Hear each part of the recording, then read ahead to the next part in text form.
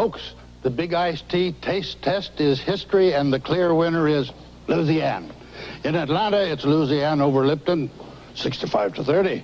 In Birmingham, 67% prefer the great taste of Louisiana. Louisiana's secret? Louisiana just tastes a whole lot better. See how satisfying iced tea can taste. Final tally, Louisiana preferred 2-1. It's the clear winner. I like a day that's not cloudy and a tea that's not cloudy. That's why I like Louisiana. Louisiana's got special tea leaves that keep it clear as a bell all day.